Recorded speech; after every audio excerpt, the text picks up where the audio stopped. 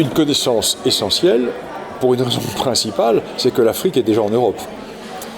Et l'on constate qu'un certain nombre de grandes réflexions, un certain nombre de grands choix politiques des communautés africaines en Europe sont dictés par leurs origines. Un exemple, si nous parlons du monde nord-africain et des beurs, il y a deux courants beurre. Il y a le courant berbère et il y a le courant non berbère. Et les deux ont des attitudes totalement différentes. Donc, si vous voulez, la connaissance qu'on doit avoir est une connaissance qui est une connaissance en ambivalence des deux côtés. Deuxième élément, l'Afrique, c'est quand même notre arrière-cour. Et rien de ce qui se passe en Afrique nous est étranger, par le passé, par l'histoire, par la géographie, par la géopolitique.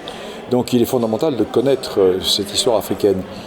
Et surtout, il est fondamental, lorsque l'on voit des Africains en France, de bien dire que nous n'avons pas affaire à des Africains. Ça ne veut rien dire.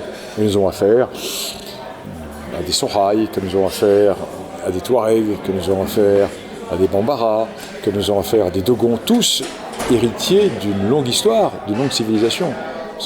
La notion universaliste et massificatrice de l'Africain, ça ne veut rien dire. Comme l'Afrique n'existe pas. Ce sont les Afriques.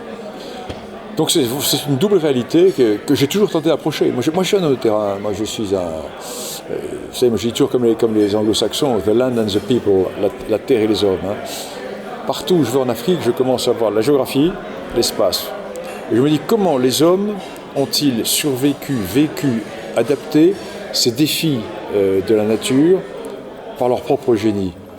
Et là, quand vous commencez à voir ça, vous commencez à comprendre l'Afrique.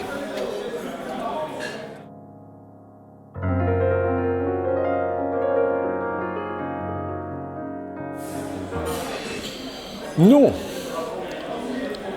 Non. Prenons l'exemple du franc CFA, la zone CFA. Moi, je suis pour la suppression du CFA, soyons clairs. Je suis pour la suppression du CFA, mais je ne suis pas pour me mettre de la cendre sur la tête et faire mon acte de contrition. La zone CFA est une zone dans laquelle la France exerce 0,1% de son commerce. Et dans la zone CFA, la France n'a que 25% des activités commerciales. Ce sont les Chinois qui sont majoritaires. Alors quand on nous dit que la France pille l'Afrique avec la zone CFA, c'est une plaisanterie. Parce que ce que la France donne à l'aide pour l'Afrique, à l'intérieur de la zone CFA, est plus important que ce que le commerce français retire de la zone CFA. Mais ceci étant, moi je suis pour la suppression de la zone CFA. Moi la colonisation est terminée. Moi je n'ai jamais été un colonialiste. Moi dans la colonisation, ce que j'aime, c'est l'épopée coloniale, c'est la geste coloniale, mais moi je suis un identitaire et je n'aime pas être colonisé et je n'apprécie pas que l'on colonise les autres. Hein. Je suis un ethno-différentialiste. Mais je ne suis pas un culpabilisateur. Moi, je ne marche pas les pieds en dedans et je ne me couvre pas la tête de cendre. J'assume, mais je dis les choses.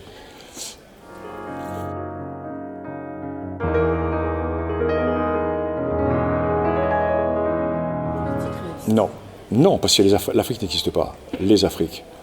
Soyons clairs. J'aime bien, j'ai beaucoup de sympathie pour certains qui défendent le panafricanisme, mais c'est une vision totalement romantique. Puisque l'Afrique n'existe pas, comment voulez-vous faire du panafricanisme ? Déjà, l'Europe n'existe pas. Alors comment voulez-vous faire du panafricanisme ?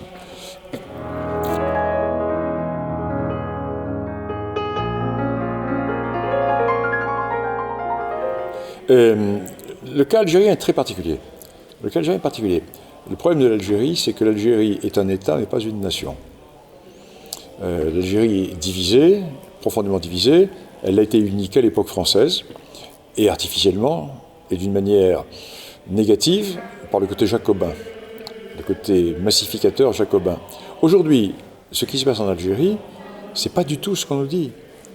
Ce qui se passe en Algérie, c'est un rejet complet de ce qui s'est passé en 1962 par le coup d'État islamique qui a été fait par Ben Bella et Boumedienne contre le courant berbériste et les combattants de l'intérieur. Ce sont les planqués qui étaient en Tunisie et au Maroc qui ont pris le pouvoir sur ceux qui s'étaient battus. Et aujourd'hui, nous voyons que ce système, qui est l'héritier de ceux qui ont fait ce coup d'État, a procédé en 2 temps. Alors ce système était composé de 3 grands clans. Il y avait le clan du DRS, la sécurité médienne, le clan Bouteflika et le clan du haut état-major. Le clan du haut état-major a utilisé le clan Bouteflika pour liquider le clan du DRS à l'intérieur du système. Et dans un deuxième temps, le clan du haut état-major a utilisé le Hirak pour liquider le clan Bouteflika. Et aujourd'hui, le clan du haut état-major est tout nu, tout seul face au Hirak. C'est ça le problème. Tout le reste, c'est du baratin.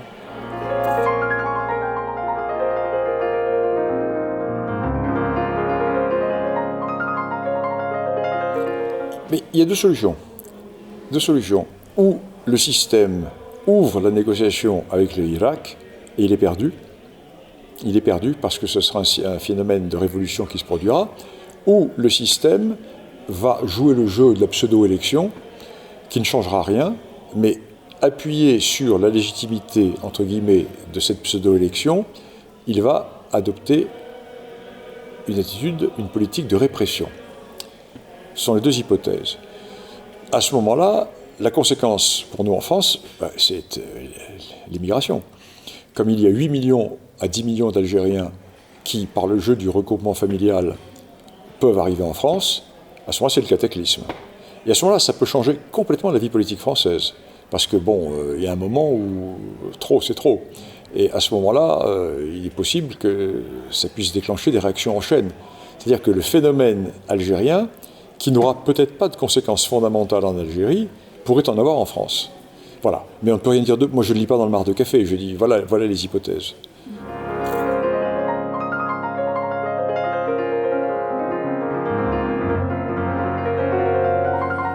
Au Maroc, il n'y a pas eu de mouvement populaire, il n'y a rien du. Ce qui s'est passé au Maroc, rien du tout. Ce qui s'est passé au Maroc, c'est très. Je ne dis pas que le Maroc est très solide. Je dis que c'est un faux mouvement qui s'est produit au Maroc, parce que ce n'était pas un mouvement de réforme, c'était un mouvement profondément révolutionnaire. C'est un mouvement qui voulait la fin de la monarchie et qui voulait la fin du statut de commandeur des croyants. Donc c'était vraiment un fondamental mouvement, j'allais dire wahhabiste véritablement, qui était très minoritaire. C'est à la fois du kharidjisme et du wahhabisme. Mouvement très minoritaire qui a été totalement écrasé par la politique de réforme constitutionnelle du sultan et par leur emprisonnement. Donc ça n'a rien à voir. Ce qui se passe en Algérie et au Maroc, ça n'a strictement rien à voir. Le Maroc est un vieil État-nation dont les problèmes sont des problèmes qui s'inscrivent dans le continuum historique de ce vieil État-nation. L'Algérie est un État mais pas une nation, donc les problèmes sont très différents.